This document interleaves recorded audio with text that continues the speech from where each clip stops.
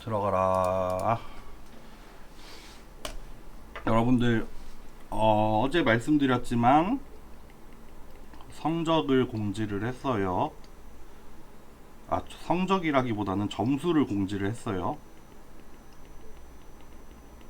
제가 과제를 채점을 못하고 있었는데 이번에 이제 추가 과제는 없으니까 이제 과제 끝났잖아요. 과제 끝났으니까 이제 밀린 거를 다 채점을 했거든요. 그게 좀 난이도에 따라서 이제 과제들의 배점을 좀 다르게 했어요. 왜 여러분들이 제일 어려워 하셨던 게 클러스터링 과제였는데 이제 그런 것처럼 좀 어려운 거는 좀 배점을 높게 하고 좀 간단한 과제들은 배점을 뭐 낮게 5점, 10점 요렇게 했고 제가 좀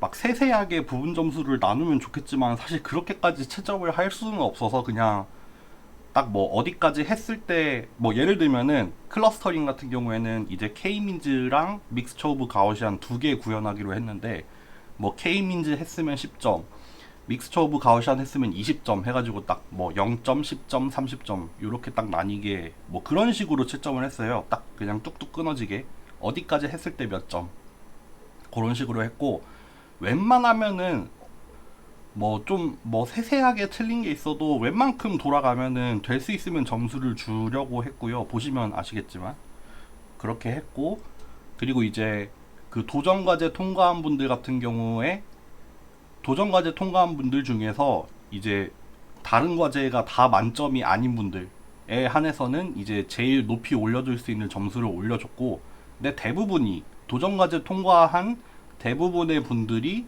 뭐 과제에서 올려줄 점수가 없더라고요.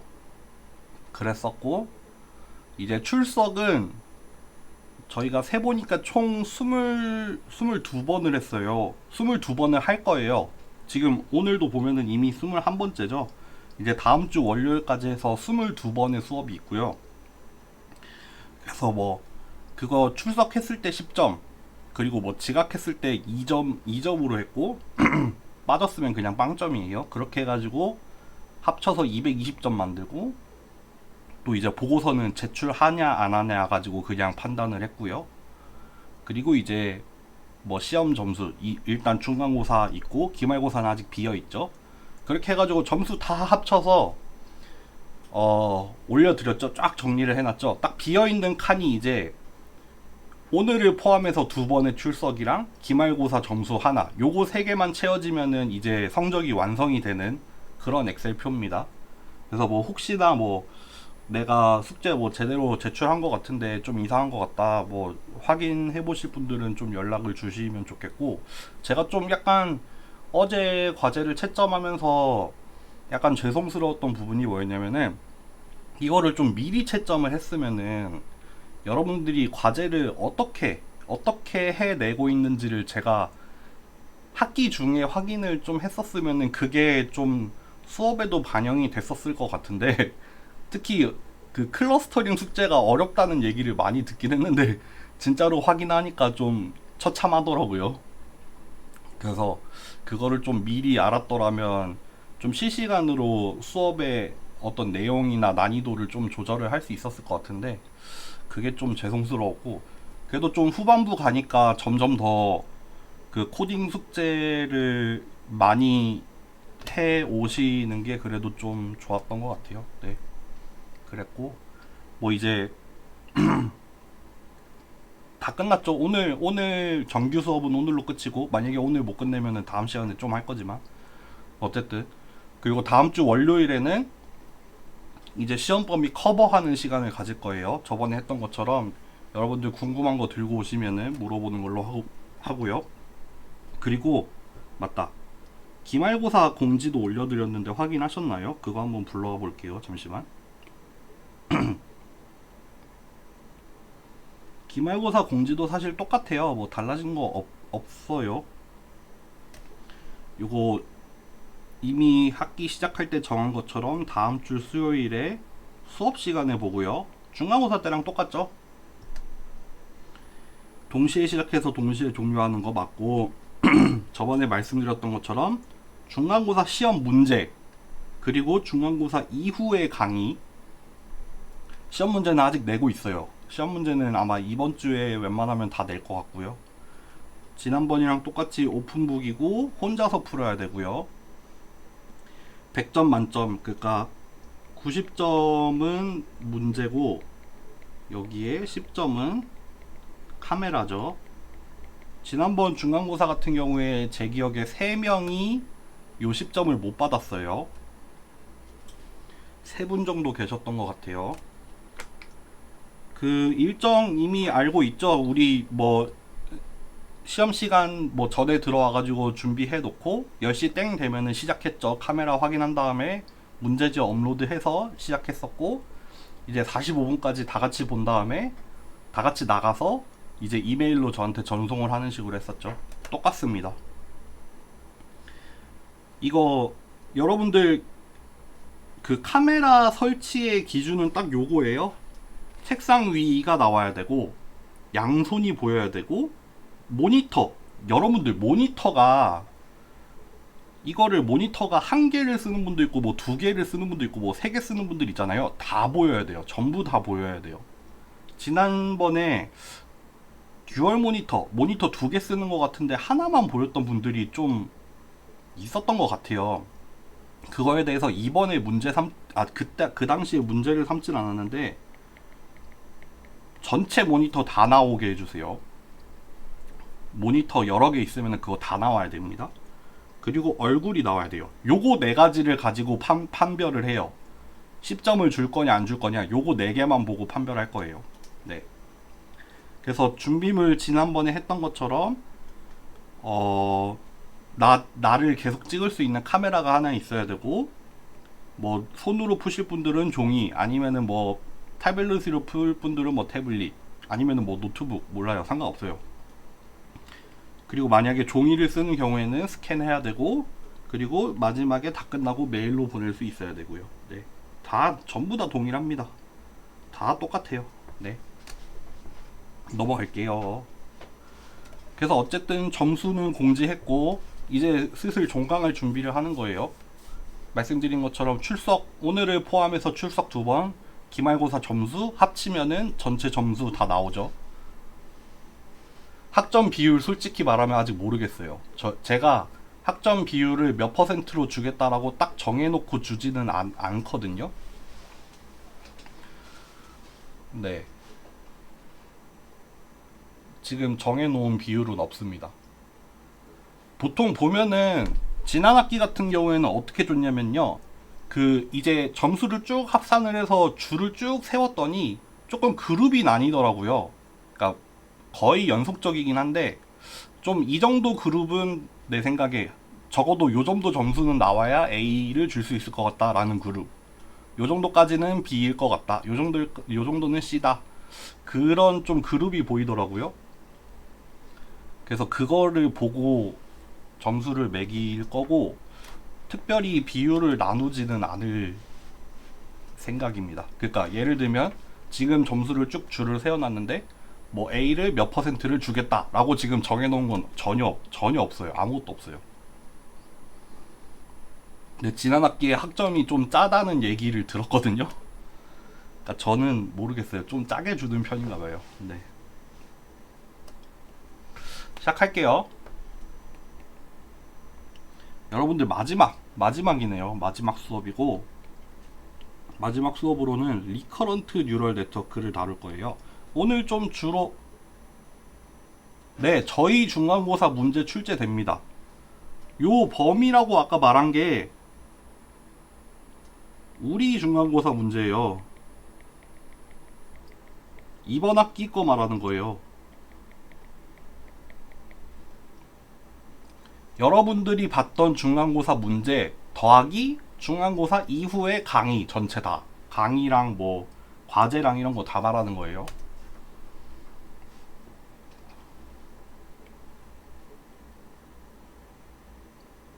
차원 축소 과제 보너스 문제 설명하기로 했구나.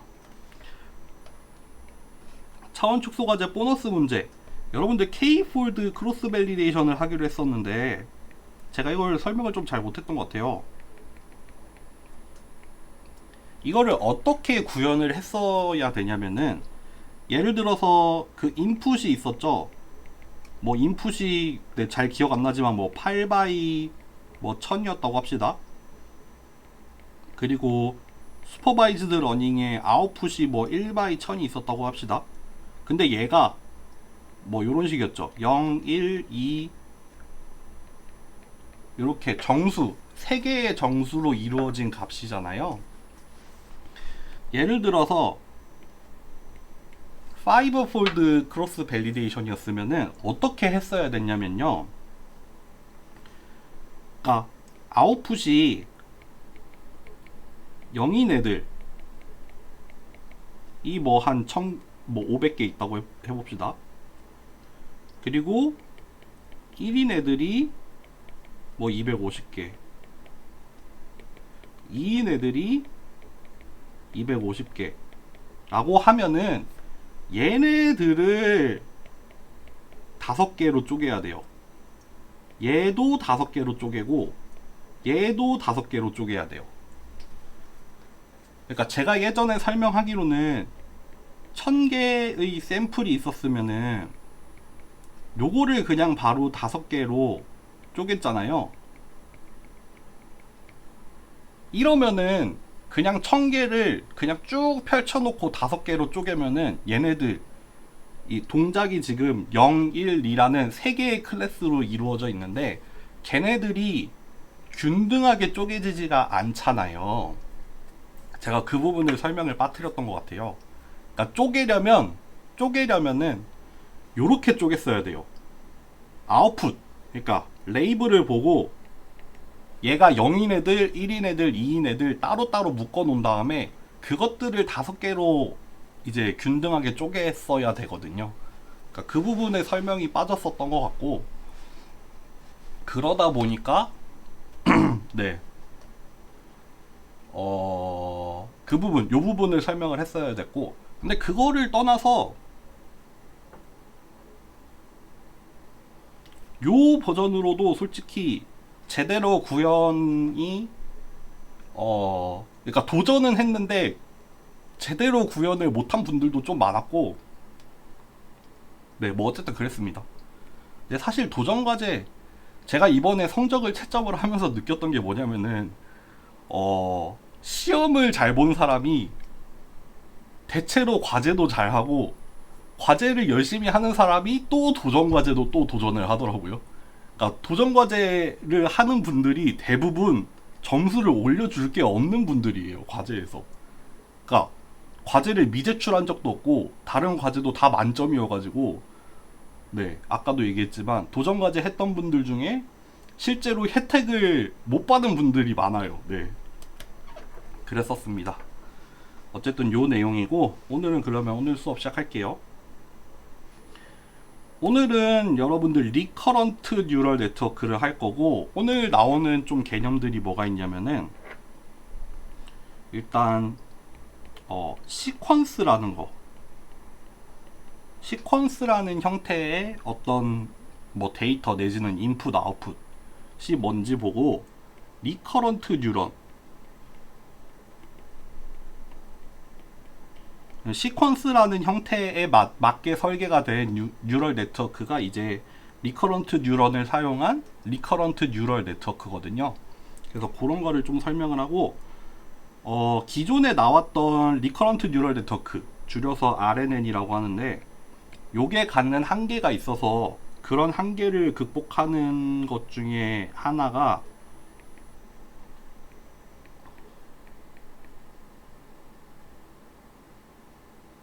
LSTM. T가 뭐지? 텀인가?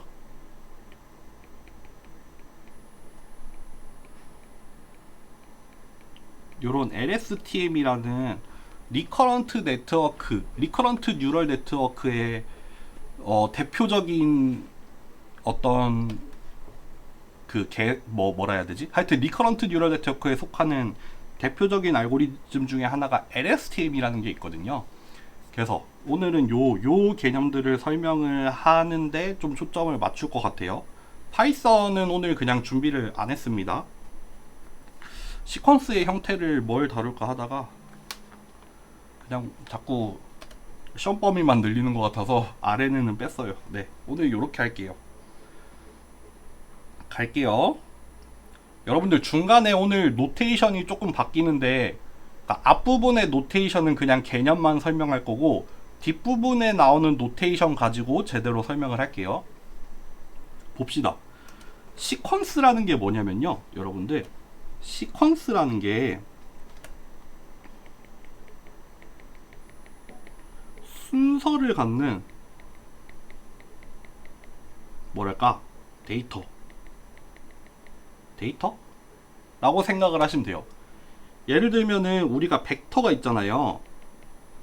벡터의 시퀀스라고 하면은 벡터가 여러 개가 있는데 얘네들이 순서를 가지고 있는 벡터라고 생각을 하시면 돼요.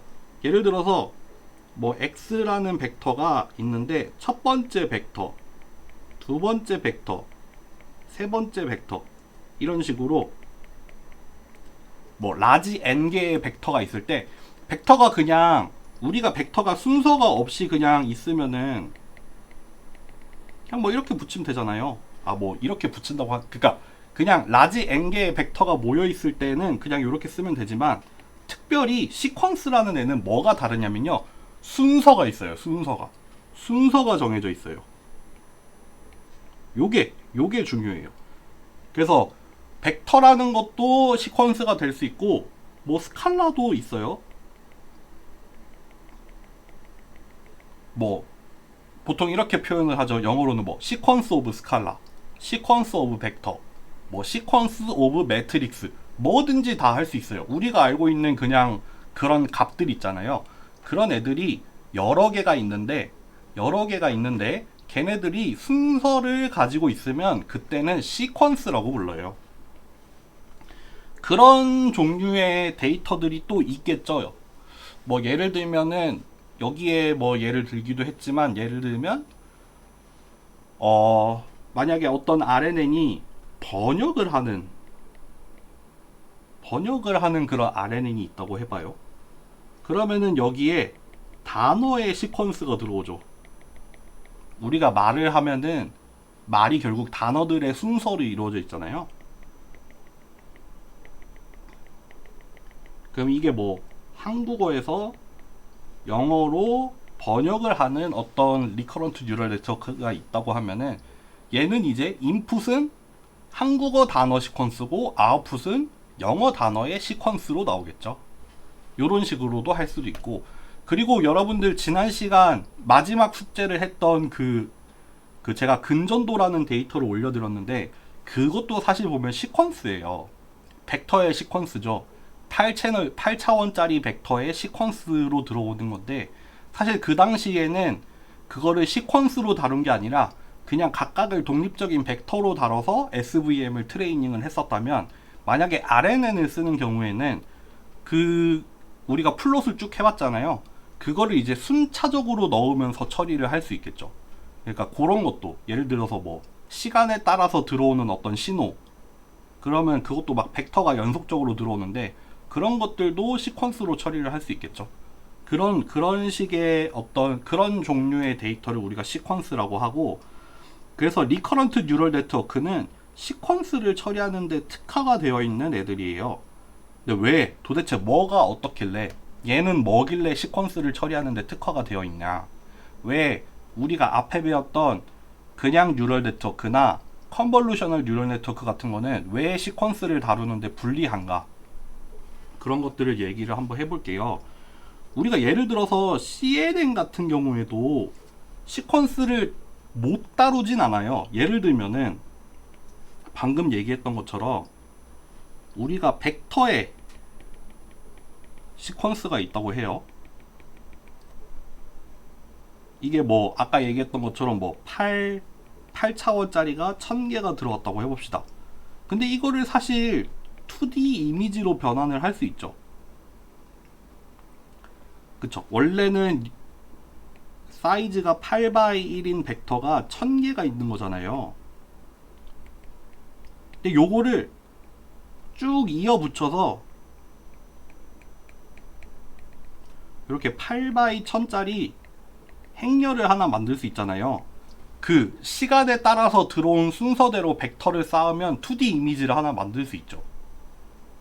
그러면은 요거에다가 CNN을 적용을 해도 되잖아요. 그쵸? 그러면은 요 축은 이제 그 인풋의 디멘션에 대한 그런 차원이고, 요 축은 이제 시간에 대한 축으로 요렇게 2D로 만들어서 넣은 다음에 CNN을 적용을 해서 뭐 그거의 아웃풋으로 뭐 우리가 원하는 디멘션을 또 만들어내면 되는 거잖아요. 이러면 문제가 뭐가 있을까요? 문제가 뭐가 있냐면, 예를 들어서 여기는 첫 번째 들어온 벡터잖아요. 그리고 되게 멀리 떨어져 있는 요 벡터가 또 있을 거 아니에요. 얘네 둘이 뭔가 관계가 있다고 해봅시다. 좀 이미지 상에서 멀리 떨어져 있는 두 벡터가 사실 밀접한 관계를 가지고 있다고 해봐요. CNN은 요런 거를 다루기가 어려워요. 요렇게 되게 멀리 떨어져 있는 두 개의 벡터에 대한 관계를 기술을 해내기가 어려워요. CNN은. 왜냐하면은 우리가 기본적으로 CNN은 컨볼루션을 위주로 돌아가잖아요. 뭐 컨볼루션 사실 뭐 해봐야 요렇게 뭐 커널들이 요렇게 뭐 요렇게 서로 붙어있는 애들, 밀접하게 가깝게 붙어있는 애들 단위로 컨볼루션이 일어난단 말이에요. 그러니까 컨볼루션이 저번에도 얘기했지만 뭐 여러 개의 레이어를 거치면 사실 좀 멀리 떨어질 수도 있지만, 그래봤자 이미지 차원이란 말이에요. 사실 시퀀스라는 건 지금 간단하게 해서 1000개로 했지 뭐 10,000개, 100,000개, 100,000개 요렇게도 갈 수 있단 말이에요. 그러면은 요 행렬 만약에 2D 이미지로 했을 때 얘네들의 사이즈도 요렇게 커진단 말이에요. 근데 한 10,000번째 떨어져 있고 막 10만 번째 떨어져 있는 요런 벡터들이 만약에 관계가 있다고 해요. 이런 거는 CNN으로 다루기가 어려워요. 한계가 명확해요. 되게 명확해요. CNN은 그런 걸 위해서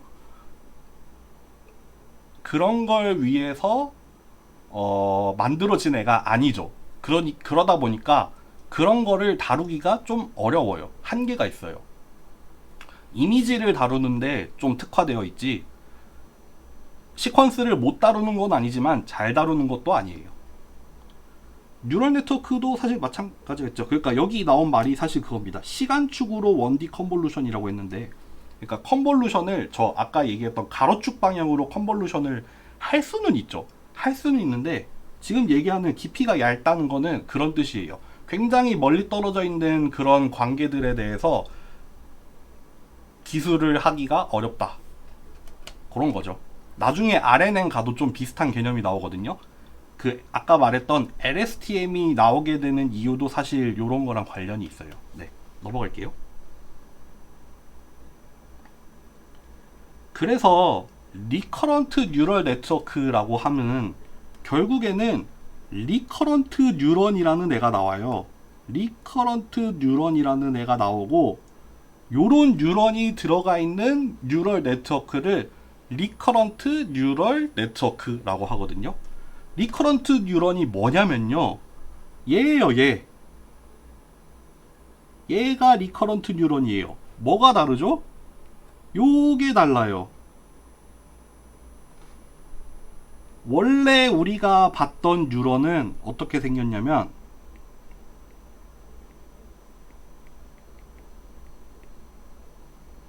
요거였어요.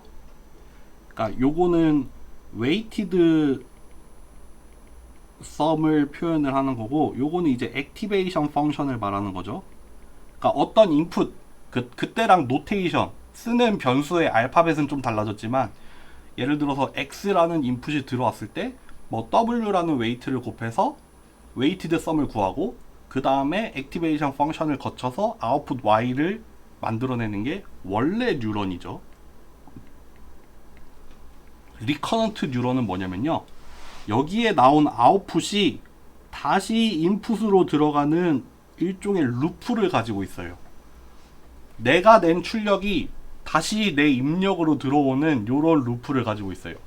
그리고 차차 설명하겠지만 요런 루프로 인해서 시퀀스를 다룰 수 있는 능력이 생겨요. 네. 그런 것들을 한번 설명을 해봅시다. 아, 오늘 수업 좀 생각보다 길어질 것 같은데요? 그래서 리커런트라는 게 무슨 뜻이냐면 이게 순환한다는 뜻이죠.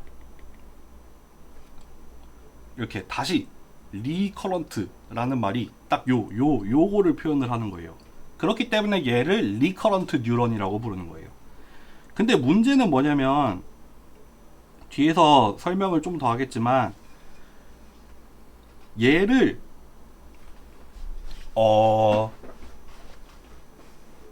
얘를 이제 요렇게 풀어서 표현을 할 거예요. 요런 식으로 시간축으로 쭉 풀어낼 거예요. 요 루프를 다루기가 좀 어려워요. 수학적으로 다루면은 이게 다시 들어가다 보니까 조금 어렵단 말이에요. 그러니까 요거를 시간축으로 쭉 풀어내요. 예를 들면은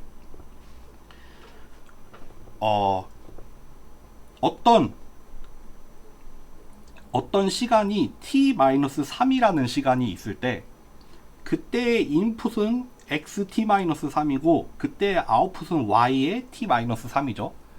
그러니까 여기 인풋들도 지금 시퀀스로 바꾼 거예요. 아웃풋도 시퀀스로 바꾼 거고요.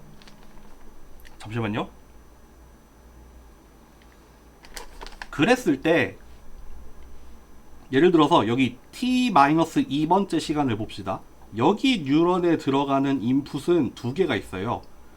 지금 시점에서의 입력값 xt-2랑 그 전 스텝의 출력, 그러니까 요거죠. yt-3이죠. 요거 두 개를 입력으로 갖는다는 거죠. 그러니까 원래 여기서 표현을 하려면은 자기 자신이 다시 들어가는 형태로 표현을 해야 되는데 그게 아니라 얘를 이렇게 쭉 풀어내서, 그러니까 시간축으로 쭉 풀어내요. 여기에 뭐 unroll 내지는 unfold라는 표현을 쓰는데 요런 순환하는 구조를 순환 없이 표현하는 거죠. 시간축으로 쭉 풀어내서 요렇게 여기 원래 루프가 요렇게 생겼던 거를 요렇게 과거의 아웃풋, 바로 직전의 아웃풋을 이번에 입력에 더 추가를 한다는 구조를 만들어내서 요렇게 리커런트 뉴런을 요렇게 쭉 풀어서 표현을 한 거예요. 이거 이해되세요? 일단 컨셉만 볼 거예요. 나중에 뒤에서 좀 더 자세하게 할 거예요. 그러면은 예를 들어서 싱글 리커런트 뉴런 이라고 하면은, 자, t번째의 아웃풋이에요. t번째의 아웃풋은 일단 t번째의 인풋이 있죠. 그쵸? 그거에 대한 웨이트가 하나가 있고 거기에다가 직전의 아웃풋이 있죠. 그쵸? 그 아까 풀어낸 그 루프 때문에 들어온 거죠. 그리고 걔에 대한 웨이트가 하나가 더 있겠죠. 웨이트가 두 개예요. 두 개. 원래 가지고 있던 웨이트랑 그 리커런트한 구조 때문에 생긴 새로운 파라미터, 새로운 웨이트가 하나가 더 생겼고, 원래 있던 바이어스 더한 다음에 요 같은 경우에는 이제 액티베이션 펑션이겠죠. 요러면은 리커런트 뉴런 하나를 표현을 할 수 있겠죠. 요거를 또 이제 뭐 저번에 했던 것처럼 그 싱글 뉴런이 아니라 뭐 이번 레이어에 있는 모든 리커런트 뉴런에 대한 값들을 다 모아가지고 표현도 할 수 있겠죠. 요거는 했었으니까 넘어갈게요. 그러면은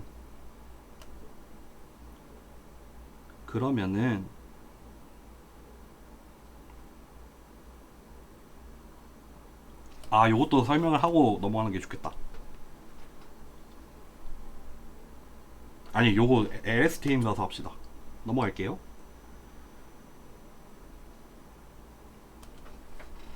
그러면은 예를 들어서 RNN에 인풋 시퀀스가 있고 아웃풋 시퀀스가 있잖아요. 얘하고 얘는 같은 길이가 아니어도 돼요. 얘네 둘은 같은 길이가 아니어도 상관이 없어요. 원래 두 개가 같은 길이라면은 요렇게 전체를 다 풀어서 요렇게 쓰면 되겠죠. 그쵸? 지금 0부터 4까지의 인풋에 대해서 같은 길이로 0부터 4까지의 아웃풋이 나오면은 요런 구조의 RNN을 가지면 되는데 요거 같은 경우에는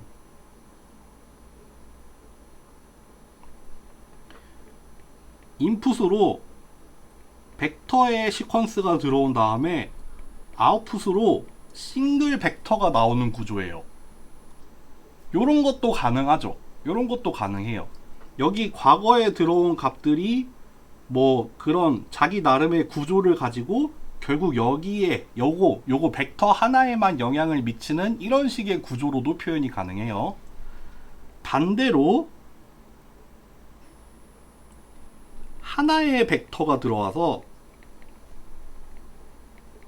벡터의 시퀀스를 출력을 해내는 구조도 가능해요. 그쵸? 요것도 가능해요. 요거 하나만 가지고 얘뿐만 아니라 또 각각의 어떤 구조가 있어서 그때의 출력을 다 낼 수도 있어요. 마음대로 가져갈 수 있어요. 인풋 아웃풋을 길이를 마음대로 가져갈 수도 있어요. 요거 같은 경우에도 그렇죠. 이거 뭐 특별히 엔코더 디코더라고 나눴는데 그것까지는 안 들어갈게요. 어쨌든 길이가 인풋은 2개인데 아웃풋은 3개가 나갈 수도 있어요. 이렇게 4개를 보낼 수도 있어요. 뭐 3개가 들어가서 4개가 나올 수도 있어요.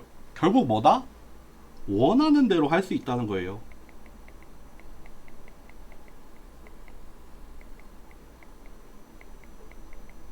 인풋의 길이도 아웃풋의 길이도 내가 원하는 대로 마음대로 할 수 있어요. 리커런트 뉴럴 네트워크에서는. 네.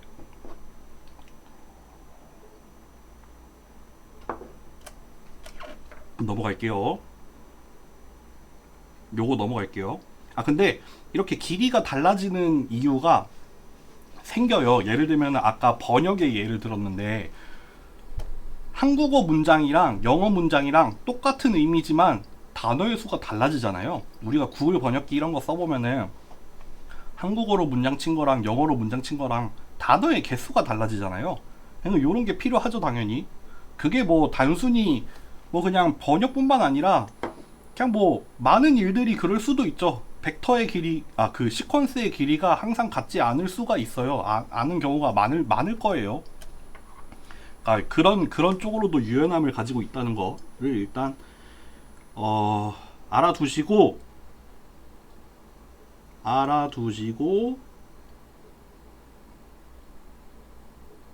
조금만 쉬었다 할까요? 40분까지만 쉬었다 합시다.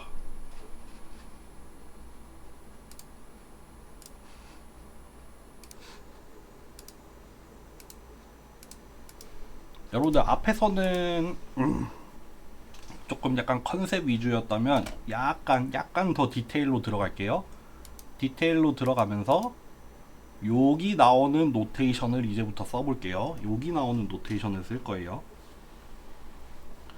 리커런트 뉴런이 하나가 있다고 하면은 우리가 여기서 S를 쓴 이유는 이제 어떤 스테이트, 뭐 상태, 그런 뜻으로 S라는 값을 썼어요.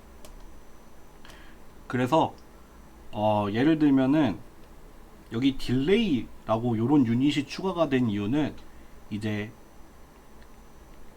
한 스텝 과거의 출력을 이렇게 지금의 입력으로 넣잖아요. 그쵸? 완전히 실시간으로 들어가는 게 아니라 한 스텝 전 거를 넣잖아요. 그러니까 여기 딜레이라는 블락을 추가를 한 거예요. 그러니까 그거를 결국 요런 구조의 뉴런을 언폴드를 하면은 요렇게 표현이 되고, 예를 들어서 여기에 따로 인풋이나 아웃풋이 주어지지 않고 그냥 자기 스테이트만 가지고 돌아가는 뉴런이 있다고 하면은, 그러면은 이게 뭐예요? 현재 t 시점의 스테이트죠. 현재 시점의 스테이트는 바로 직전의 스테이트랑 어떤 파라미터 세타로 결정이 되는 함수다 라는 표현을 쓴 거예요. 리커런트 뉴런. 그러면은 리커런트 뉴런의 뭐 히든 유닛 내지는 히든 스테이트라고 생각을 해봅시다. 우리가 이거를 히든이라고 하는 이유는요, 이게 그 리커런트 뉴럴 네트워크 전체 구조가 있으면은 여기에 들어가는 인풋이랑 나오는 아웃풋이 있지만 여기 안에 들어가 있는 여러 개의 레이어들이 있잖아요. 그리고 그 레이어들 안에 막 뉴런이 들어가 있을 텐데 걔네들도 사실 다 출력을 갖잖아요. 얘네들이 다 출력도 있고 또 출력 말고 별도로 또 스테이트라는 것도 가지고 있을 거예요. 그런 애들은 밖에서 보이지는 않죠. 얘네들이 돌아가는 동안에 계산이 되는 애들이지만 밖으로 노출이 되는 애들은 아니에요. 그렇기 때문에 히든 스테이트라는 표현을 쓴 거예요. 그래서 어떤 입력 X가 있고, 그리고 이 뉴런에 히든 스테이트 H가 있어요.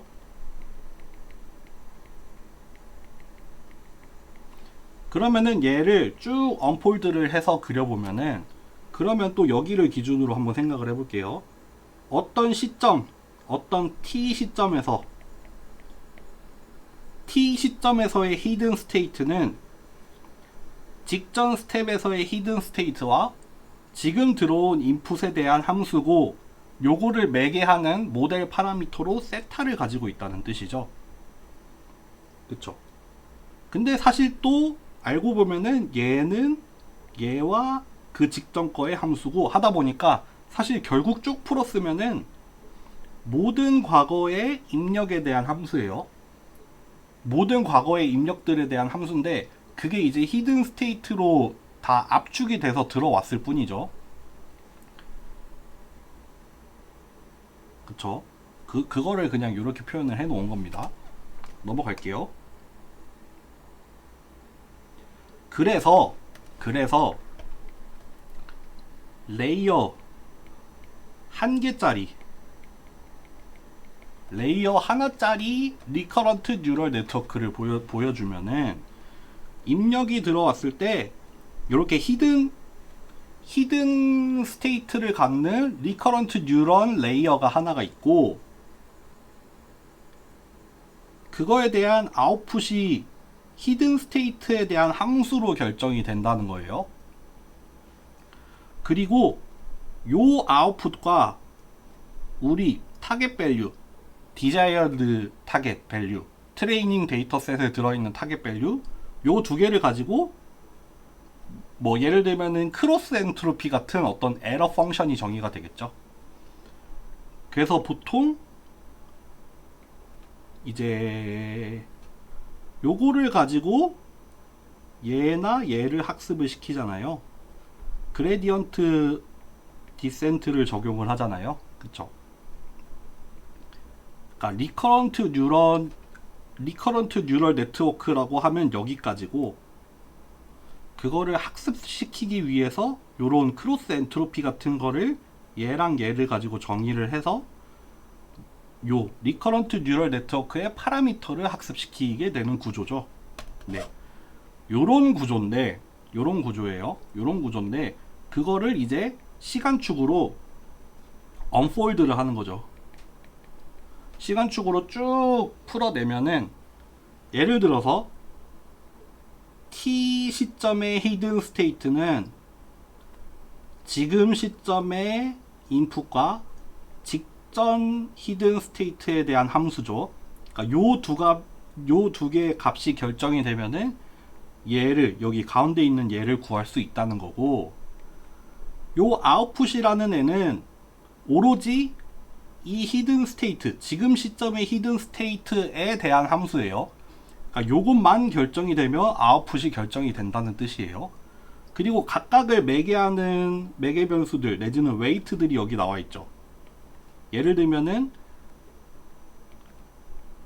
직전의 히든 스테이트가 지금의 히든 스테이트에 미치는 영향은 W라는 매트릭스, 지금의 인풋이 지금의 히든 스테이트에 미치는 영향은 U, 그리고 히든 스테이트로부터 아웃풋으로 나가는 거는 V 라는 걸로 정의를 한다는 거예요. 그거를 지금 표현을 해 놓은 거고, 그리고 말했던 것처럼 지금의 크로스 엔트로피는 요 타겟 밸류와 아웃풋 요 두 개를 가지고 계산을 할 수 있는 함수라는 뜻이죠. 보통 이런 식으로 그래프로 나타내는 이유가 이제 각각의 변수들의 관계를 표현을 하기 위한 거예요. 그러니까 화살표가 이어져 있다는 거는 이제 내가 쟤한테 영향을 준다는 거고, 그러면 요것만 보면 딱 알 수 있잖아요. 얘는 요 두 개만 결정이 되면 얘를 결정 지을 수 있다는 표현을 이렇게 그래프의 형태로 나타낸 거거든요. 그쵸? 그런 겁니다. 넘어갈게요. 아마 뒤에서 요 노테이션을 쓸 건데, 그러니까 요 웨이트 매트릭스 여기에 표시를 했던 요런 웨이트 매트릭스가 3개가 있었잖아요. 요거를 UVW로 쓸 수도 있고 요렇게 쓸 수도 있는데, 요게 조금 더 저는 직관적이라고 생각을 하거든요. 그러니까 요걸로 아마 뒤에서 설명이 될 거예요. 넘어갈게요. 요거는 아까 했던 얘기니까 넘어가고요.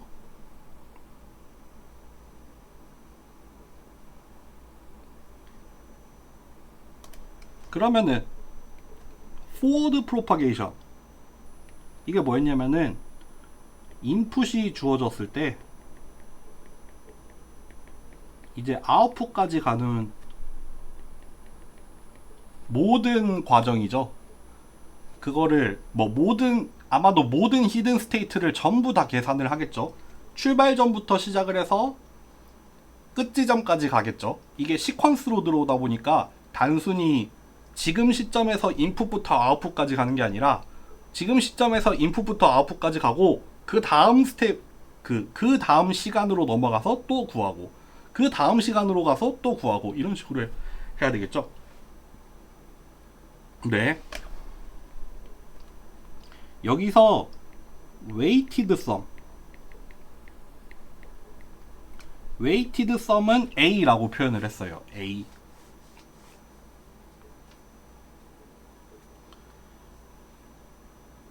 잠시만요. 요거 노테이션이 안 바뀌었네. 여기 나온 노테이션으로 합시다.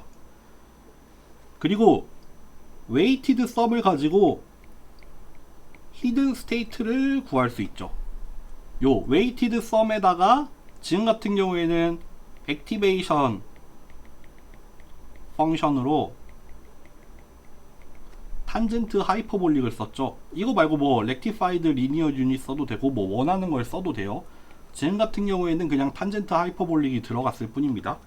그러니까 요렇게 구한 웨이티드 썸에다가 액티베이션 펑션을 적용을 하면은 히든 스테이트가 나온다는 거예요. 그러면은 요 웨이티드 썸은 어떻게 구해지냐? 요거 두 개에 대한 함수였죠. 그 직전 스텝에서의 히든 스테이트, 그리고 지금 시점에서의 인풋에 대한 함수고, 그거를 매개하는 웨이트 파라미터들이 각각 W랑 U로 들어갔다는 거죠. 내지는 요 W는 사실 W 뭐 H 여기 앞에서 뭐라고 썼지? 요 같은 경우에는 HH라고 쓸 수도 있고, 요 U 같은 경우에는 WXH라고 쓸 수도 있어요. 이게 뭐냐면은 여기 요거랑 요 6번식이랑 동일할, 요 6번 7번식이랑 동일한 표현이 여기 10번식이거든요. 여기서는 W랑 U를 쓴 게 아니라 요런 표현을 썼죠.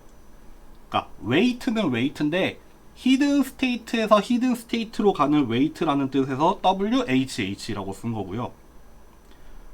요거는 인풋 X에서 히든 스테이트 H로 가는 웨이트라는 뜻에서 WXH라고 쓴 거예요. 그쵸? 그러니까 우리가 약속하기 나름입니다. UVW로 써도 되고 이렇게 W 밑첨자로 출발지랑 도착지를 명시를 하는 식으로 써도 돼요. 뭐 어쨌든 상관없어요. 그렇게 이렇게 두 개. 일단 요거 버전으로 설명을 해볼게요. 그렇게 해서 히든 스테이트를 구하면 그 다음에는 아웃풋을 계산을 해야 되죠.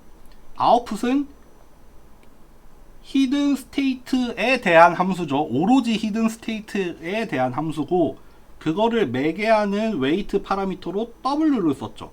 아니면은 뭐 요렇게 써도 되고 아니면은 뭐 요렇게 써도 되고 약속하기 나름입니다. 편의를 위해 쓰는 거예요. 어쨌든 지금 같은 경우에는 V를 썼어요.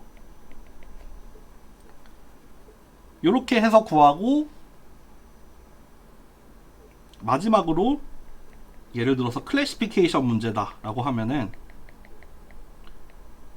요 아웃풋 가지고 이제 마지막 그 클래시파이를 할 때 나오는 소프트맥스 레이어까지 거치면은 요 Y까지도 나오겠죠.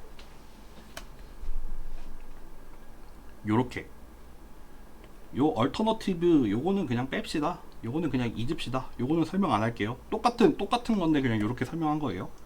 크로스 엔트로피를 정의를 할 수 있어요. 크로스 엔트로피. 요거는 여기서 구한 소프트맥스 레이어의 아웃풋이랑 요거는 이제 타겟 밸류가 되겠죠. 요거를 가지고 우리 이미 크로스 엔트로피 정의를 했었죠. 마이너스 그 뭐 요렇게 정의되는 거. 그러니까 요렇게 크로스 엔트로피를 구하면 되고 사실 그레디언트 디센트 하면은 뭐 또 백프로파게이션 하고 하겠죠. 거기까지는 안 할 거예요. 어쨌든 여기 페이지에서는 포워드 프로파게이션을 다 구할 수 있다는 거예요. 0부터 시작해서 뭐 t 이꼴 뭐 라지 n 아니면 라지 t 뭐가 될지 모르겠는데 시작하는 시퀀스의 시작 지점부터 시퀀스의 끝 지점까지 전부 다 구할 수 있죠. 요 식을 통하면요. 넘어갈게요. 요것도 요 같은 경우에는 그냥 설명만 하고 넘어갈 건데 예를 들어서 지금 여기 앞에서는 리커런트 레이어가 하나 있었죠. 레이어가 하나짜리인 쉘로우 RNN이었어요. 근데 마찬가지로 여기잖아요. 여기가 리커런트 레이어잖아요. 요거를 요렇게 지금 같은 경우에는 리커런트 레이어가 3개가 되죠. 요런 식으로 여기 이름이 딥 RNN인 이유가 바로 그거죠. 리커런트 레이어를 이렇게 여러 개 가지고 갈 수도 있어요. 당연히 가능하겠죠. 뭐 구조를 바꾸는 거는 우리 마음이에요. 뭐만 가능하면 돼요. 그레디언트 디센트만 구할 수 있으면은 뭐 구조를 바꾸는 거는 우리 마음대로 할 수 있어요. 여기까지 하면은 일단 RNN을 한번 설명은 한 거거든요.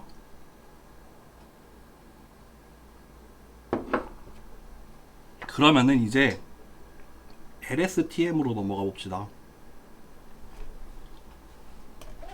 여기서도 여러분들 아까 CNN에서도 나왔지만 일단 지금까지 배운 기본적인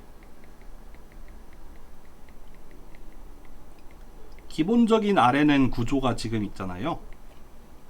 여기서도 문제가 뭐냐면은 멀리 떨어져 있는 값들 사이에 관계를 규정하기가 어려워요.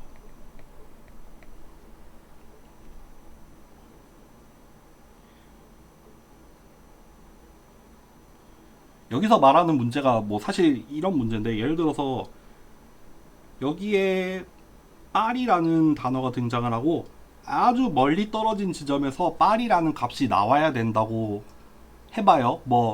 이게 기계 번역이 됐다고 합시다. 번역을 해야 되는데 되게 멀리 떨어져 있는 두 개의 값이 있다고 해요. 그러면 예를 들어서 여기 있는 이 값이 결정이 되기 위해서는 얘가 일단 인풋과 스테이트로 결정이 되고 얘도 얘에 대한 함수죠. 요런 구조가 꼬리에 꼬리를 물어서 여기까지 도착을 해야 되잖아요. 그러니까 여러 단계의 함수를 반복적으로 거쳐야 돼요. 그거를 얼마만큼 반복을 해야 되냐면 얘네들이 떨어져 있는 만큼 반복을 해야 돼요. 그러다 보니까 요게 가까이에 위치해 있는 값들 사이의 관계는 비교적 묘사하기가 쉬운데, 이렇게 멀리 떨어져 있는 관계가 아주 중요한 관계인 경우에 이런 거를 표현하기가 어려워요. 뭐 요렇게도 표현이 돼 있어요. 뭐 파고 들어가자면은 뭐 그레디언트 디센트에서 그런 내용이 나올 수도 있는데, 어쨌든 핵심은 그거예요. 이 구조 자체가 그 이번 시점에는 바로 직전에만 영향을 주잖아요. 물론 요게 과거의 모든 애들이 여기에 누적이 되어 있긴 하지만, 어쨌든 간에 직접적으로 기술이 되는 관계는 바로 직전과 지금 요 붙어있는 요 관계뿐이란 말이에요. 그래서 결국 멀리 떨어져 있는 애들에 대해서 기술을 하기가 어렵고, 그리고 원하는 대로 내가 그 관계를 만들어내기도 어려워요. 그래서 나오는 게 뭐냐면 LSTM이거든요. LSTM이 우리 수업의 종착역입니다, 여러분들. LSTM까지 설명하고 끝이 난다고 생각을 하시면 돼요. LSTM으로 한번 가볼게요. 예를 들면은 여러분들 여기 바닐라라는 표현을 썼는데, 그러니까 기본 버전의 RNN이라는 뜻이에요. 기본 버전의 RNN은 결국 여기 앞에 시점에서 t-1번째의 히든 스테이트 있죠. 요거랑 t 시점에서의 인풋이 있잖아요.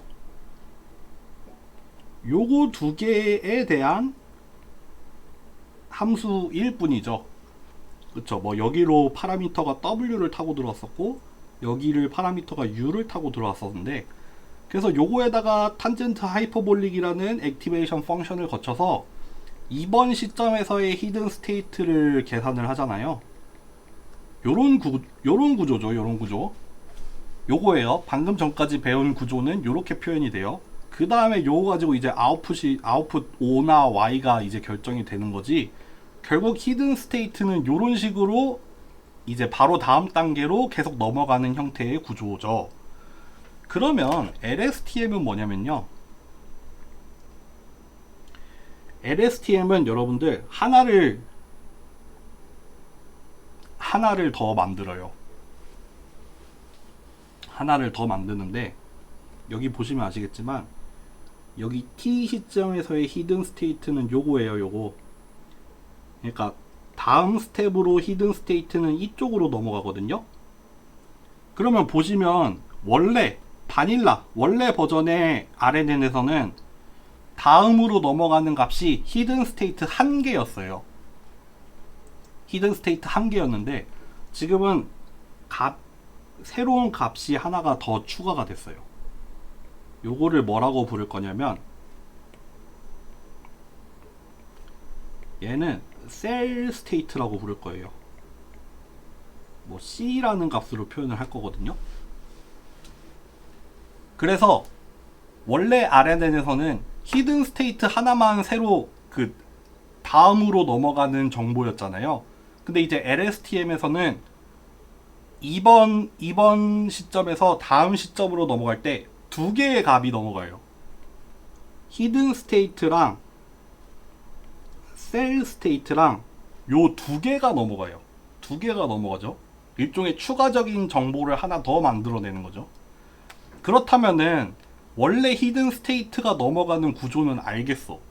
그러면은 셀 스테이트라는 건 도대체 뭐고, 그게 무슨 의미길래 멀리 떨어져 있는 서로의 관계를,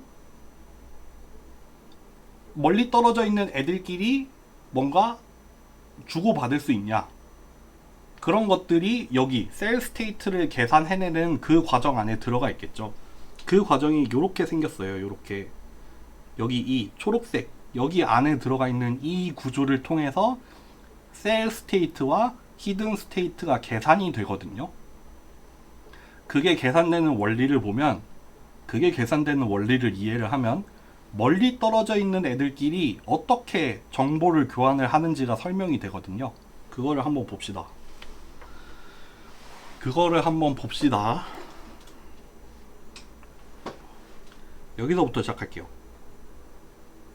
여러분들 이제 요런 구조가 나올 거예요. 요런 구조가 나오는데, 예를 들어서 요렇게 곱하기 포인트 와이즈로 곱하기 하나랑 여기 시그모이드 펑션, 일종의 액티베이션 펑션이거든요. 요거 두 개로 이루어진 요거를 게이트라고 부를 거예요. 이게 왜 게이트냐면은 그거를 한번 설명을 해볼게요. 여기로 인풋 벡터가 하나 들어간다고 합시다.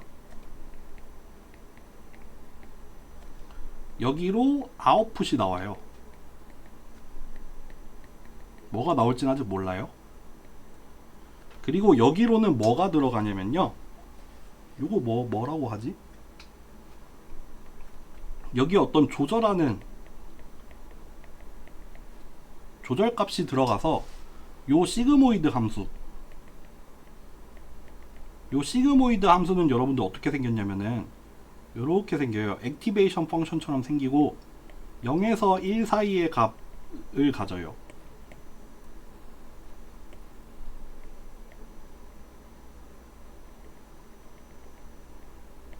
(0에서 1) 사이에 어떤 실수값을 갖는 함수가 시그모이드 함수예요. 액티베이션 펑션이랑 비슷하게 생겼죠. 이 조절값이 뭘 의미하냐면요, 예를 들어서 여기에 무슨 값이 들어가서 여기 시그모이드 함수를 거쳤더니 여기 이 게이트로 들어가는 요 값이 뭐 0.9, 0.5, 0으로 나왔다고 합시다. 그러면은 여기 이 멀티플리케이션, 포인트 와이즈 멀티플리케이션 에서는 요 벡터랑 요 벡터가 1로 들어왔죠. 그리고 여기 곱해지는 값이 여기로 들어와서 요렇게 아웃풋으로 나가잖아요. 그러면은 무슨 일이 일어나냐면은 요렇게 입력으로 들어온 값에다가 여기 시그모이드 함수의 출력이 요렇게 0에서 1 사이의 값들이 들어왔잖아요. 요게 뭐냐면 요거예요. 포인트 와이즈 멀티플리케이션이에요. 그러니까 우리가 벡터를 곱하는 방법이 여러 가지가 있는데, 지금 같은 경우에는 뭐냐면요, 각 자리끼리 곱하는 거예요.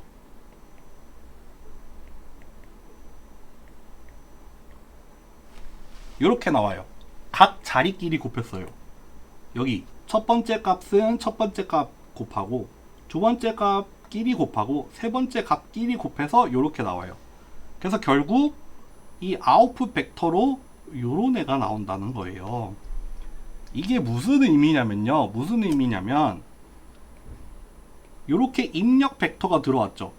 입력 벡터가 들어왔는데 요만큼 조절을 한 거예요. 여기가 0에서 1 사이인 값을 곱하는 거잖아요. 그러니까 1인 경우에는 뭐냐면, 만약에 여기 이 곱해지는 값이 1인 경우에는 뭐예요? 들어온 값 그대로 나가라.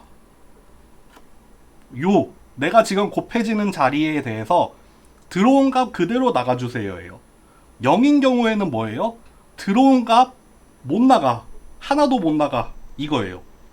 그러니까 결국 이 노란색 값이 정해주는 게 뭐냐면은, 인풋으로 들어온 게 아웃풋으로 얼마만큼 나갈래 를 결정을 하는 거죠. 그러니까 얘를 게이트라고 부르는 거예요. 인풋이 아웃풋으로 요렇게 가는데 요거만큼을 곱해서 나가요.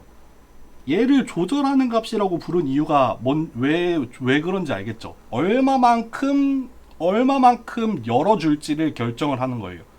일종의 밸브 같은 거죠. 수도꼭지 같은 거예요. 내가 얘를 최대한 열어놓으면은 1에 가까운 값이 되겠죠?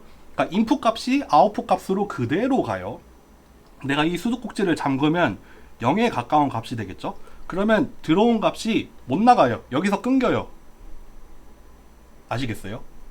이해되셨나요? 요게 게이트의 역할입니다. 그래서 요런 초록색의 흐름으로 가요. 인풋이 아웃풋을 향해 가는데 그거를 얼마나 열고 닫을지 결정을 하는 요 시그모이드 함수를 거친 요 값이 곱해져서 이제 얼마나 나갈지를 결정을 해준다는 그게 요 게이트입니다. 게이트. 수도꼭지라고 생각하세요. 그러면은 들리시죠? 그러면은 결국 아까 얘기했던 이 LSTM의 구조를 보면 게이트들이 들어가 있어요. 게이트가 3번 나와요. 3번. 게이트가 3번 나오거든요. 그러면 각각의 게이트들이 어떤 역할들을 하는지를 한번 봅시다. 한번 볼게요.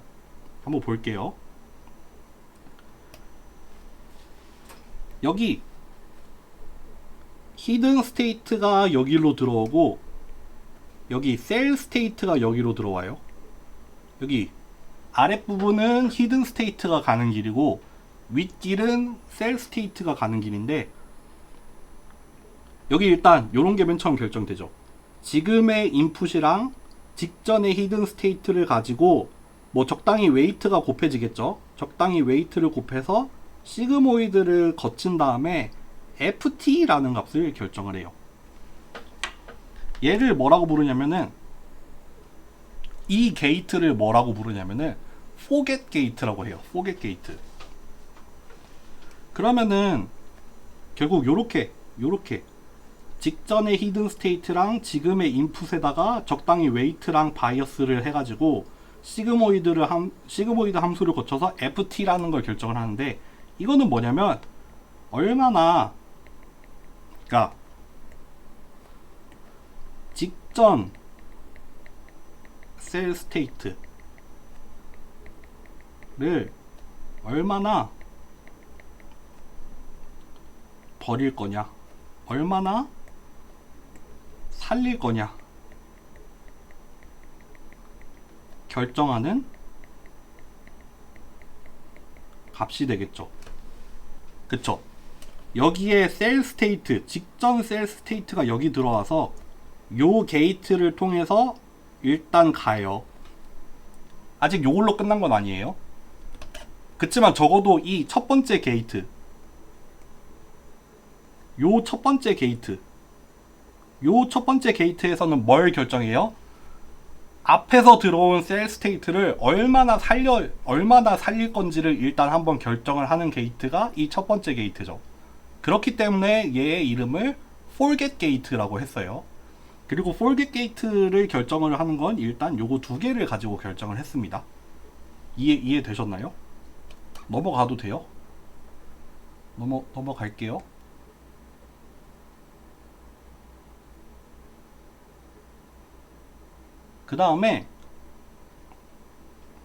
그 다음에는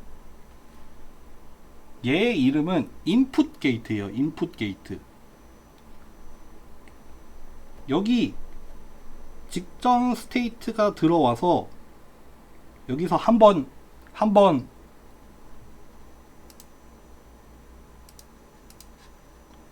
살렸죠.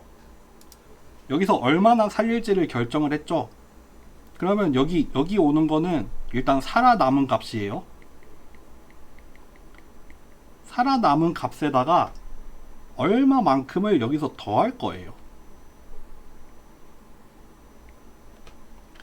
얼마만큼을 더한 다음에 결정이 되는 게, 이제 다 셀 스테이트는 여기서 끝나요. 계산은 여기서 끝나요. 그러면은 여기로 들어오는 값은 뭐냐면은 얼마만큼 더 할래? 얼마만큼 더 할지를 결정을 하겠죠. 얼마만큼 더 할지가 이렇게 C 틸다, 여기 물결표를 붙인 거예요.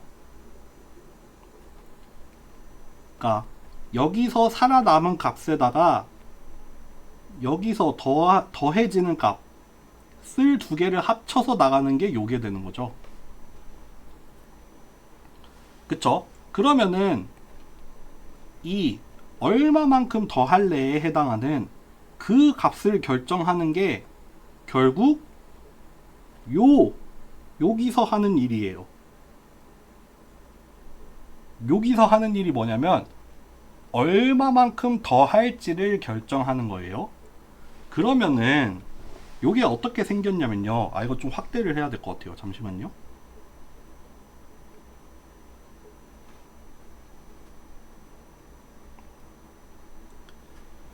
여기에 게이트가 있죠.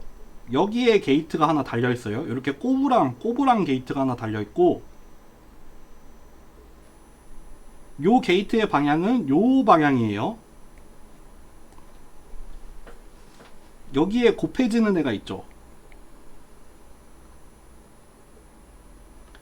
결국 이렇게 되는 거죠.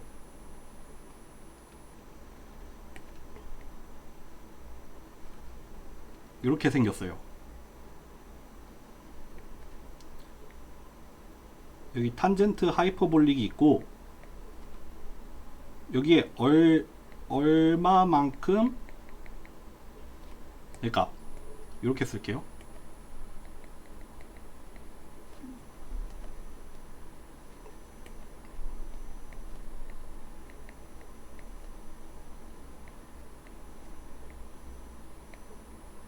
이렇게 생겼죠.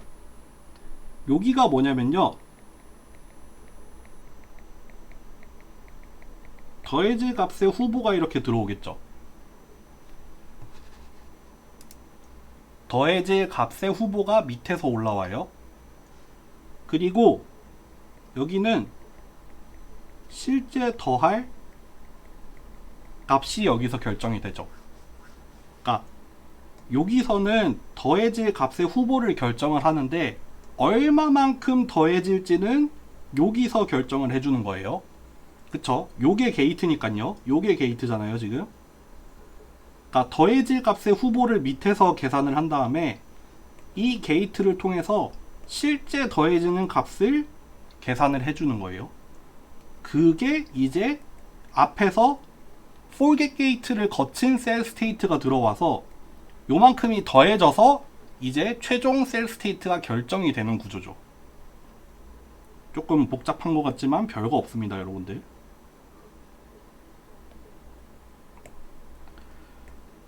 그래서 여기를 IT라고 했고 여기를 Ctilda라고 했네요.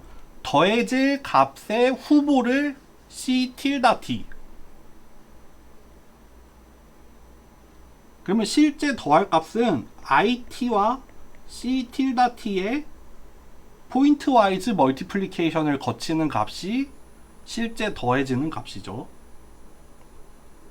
그러면은 요 IT는 어떻게 결정하냐? 마찬가지예요. 직전 스텝의 히든 스테이트랑 지금 스텝의 인풋 가지고 결정했죠. 더해질 후보는 어떻게 결정하냐? 역시 히든 스테이트랑 인풋 가지고 뭐 또 웨이트랑 탄젠트 하이퍼볼릭 해가지고 그냥 계산한 거예요. 결국 그러면은 지금 이렇게 들어오겠죠. 여기 원래 직전 스텝의 직전 스텝의 셀 스테이트가 여기였는데 살아남은 값은 뭐냐면 forget 게이트에서 계산한 값에 직전 스테이트를 포인트 와이즈 멀티플리케이션 하면 살아났죠. 거기에 얘는 그러면 어떻게 되냐면 살아남은 값에다가 새로 더해지는 값 이렇게 나오겠네요. 요게 살아남은 값이죠. 그러니까 앞에서 살아남은 값. 요게 뭐다? 새로 더해진 값. 요걸로 결정된 거죠. 새로 더해지는 값은 뭐다? 새로 더해질 후보 값을 요 게이트를 통해서 조절을 해서 결정을 한 값이죠. 아, 이거 왜 이러냐 자꾸. 요렇게 셀 스테이트는 두 단계를 거쳐서 결정이 됐어요. 이전 셀 스테이트를 얼마나 잊을지, 얼마나 살릴지를 한번 결정을 하고 그 다음에 이번에 얼마만큼 추가할지를 결정을 하는 거예요. 여러분들 생각해 보세요. 요런 식으로 만들어낸 셀 스테이트가 있으면은 요렇게 셀 스테이트를 만들었잖아요. 어떤 일이 가능해지냐면 되게 뒤에 있는 셀 스테이트가 여러 개의 뉴런을 전부 다 통과를 해갈 수도 있어요. forget을 하나도 안 하고 매 단계에서 forget을 하나도 안 하고 새로 더하는 값도 하나도 없으면은 그 값이 그대로 관통을 해서 쭉 갈 수도 있어요. 막 100번, 1000번, 10,000번, 10만 번 셀 스테이트가 똑같은 값이 여러 개의 레이어, 여러 개의 그 타임 스텝을 전부 다 관통을 해서 왔다 갔다 하는 게 가능하죠. 가능하죠. 요렇게 설계를 한 셀 스테이트니까 각 스텝에서는 그냥 히든 스테이트를 그냥 원래 하듯이 다루는 게 아니라 이번 시점에서 얘를 얼마만큼 잊을지, 얼마만큼 살릴지도 결정을 할 수 있고, 그러면은 잊은 만큼 새로 더하는 값도 우리가 결정을 할 수 있단 말이에요. 그러니까 이전이랑 완전 상관없는 값을 다음으로 보낼 수도 있고, 이전이랑 완전 똑같은 값을 다음으로 보낼 수도 있어요. 이런 식으로 하나의 채널을 파놓은 거죠. 새로 통신할 수 있는, 서로 정보를 주고받을 수 있는 새로운 변수를 하나 팠어요. 그리고 얘는 얼마나 떨어져 있는지 관계없이 아주 자유롭게 다닐 수 있는 그런 값이 됐어요. 요런 새로운 정보, 새로운 변수, 셀 스테이트가 추가가 되다 보니까 얘 이름이 뭐 롱 쇼텀 메모리였잖아요. 쇼텀의 메모리도 가능하고 롱텀의 메모리도 가능해요. 여기 셀 스테이트에다가 정보를 저장을 해서 내가 원하는 데에다가 보내줄 수 있는 구조가 생긴 거죠. 그쵸? 요렇게 됐습니다. 여기 나와 있네요. 그쵸? 여기 forget gate에서 얼마나 잊을지 결정하는 값, 얼마나 살릴지 결정하는 값이랑 여기 후보에다가 후보를 얼마나 보낼지 결정하는 값, 그리고 얘네들이 합쳐져서 여기서는 얼마나 살릴지, 여기서는 얼마나 더할지를 결정을 해서 새로운 셀 스테이트를 이렇게 계산을 할 수 있죠. 그런데 여기서 요 FT, IT, CT, 전부 다 뭐다? 얘네 두 개 가지고만 계산을 하는 거죠. 그쵸? 얘도 이것만 가지고 구하죠. IT도 얘 가지고 구하죠. CT도 얘 가지고 구하죠. 그쵸? 셀 스테이트랑은 상관없이 히든 스테이트랑 인풋만 가지고 구하는 값이에요. 그리고 그러면은 요거는 됐어요. 우리 셀 스테이트는 어떻게 구하는지 결정했어요. 그러면은 얘는 마지막으로 얘는 어떻게 결정을 하면 되냐면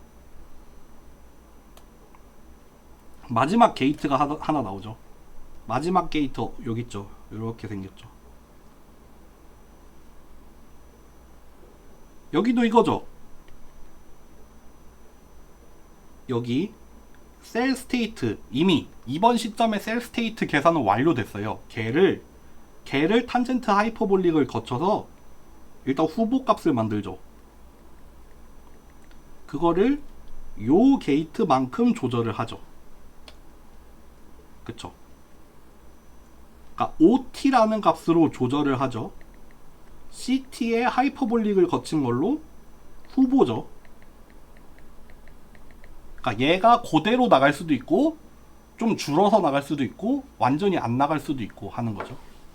그러니까 요 OT는 결국 똑같이 또 얘네 둘에 대한 함수고, 다만 후보 자체는 셀 스테이트를 가지고 계산을 한다. 요게 LSTM입니다, 여러분들. LSTM 끝났어요, 이렇게. 그러니까 여러분들 이거 지난 학기 기출에 나왔던 것 같은데 결국에는 요 구조를 다 설명을 한 거예요. 이제는 좀 눈에 들어오세요? 아까 그런 얘기를 했었죠. 지금 뉴런에서 이제 다음 스텝의 뉴런으로 넘어갈 때 원래는 히든 스테이트만 넘겼지만 지금은 셀 스테이트라는 새로운 값을 만들어내서 두 개의 값을 전달을 시킨다고 했어요. 두 개의 값을 전달을 시킨다 했는데 이렇게 출발을 했죠. 그러면 셀 스테이트는 어떻게 구하길래 그런 역할을 할 수 있느냐 라고 했을 때 아까 이 구조를 봤을 때 아까는 이게 어떻게 생긴지 몰랐었어요. 근데 지금 보니까 이제 눈에 들어오죠.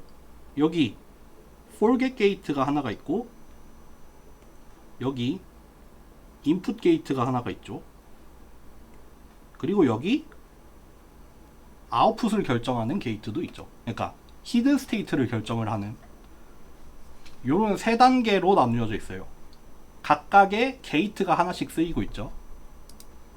그리고 각각의 뭐 어떤 후보값을 계산을 해서 수도꼭지로 조절을 한 다음에 이제 반영이 돼서 나가는 그런 형태의 구조들이 여기 안에 숨어 있죠. 그게 보이면 됩니다. 그리고 그럼으로써 가능해지는 게 아주 멀리 떨어져 있는 애들끼리 자유롭게 정보를 주고받을 수 있는 그런 채널이 생겼고, 그렇게 왔다 갔다 하는 값은 뭐냐? 셀 스테이트라는 값입니다. 이렇게 하면은 여러분들 LSTM도 끝났고, 그렇게 해서 일단 정규 수업은 끝났습니다, 여러분들. 물론 종강은 다음 주 월요일 수업에서 할 거지만 뭐 새로운 내용을 하진 않을 거예요. 새로운 내용을 하는 건 아니고 기말고사 범위까지 여러분들 모르는 거 다시 들고 와서 질문해 주시면 되고, 다음 주 월요일까지 출석 체크를 하죠. 다음 주 월요일까지 출석 체크를 할 거고, 그렇게 해서 다음 주 월요일에 종강하고 다음 주 수요일에 시험 보고 이제 우리는 이번 학기 수업이 끝나겠네요. 일단 오늘 수업 여기까지 하겠습니다. 다음 주 월요일에 우리 마지막으로 봅시다. 호목 6, 7에 코딩 과제 모범 답안을 올려주실 수 있나요? 알겠어요. 그거 올려드릴게요. 오늘 수업 여기까지 할게요.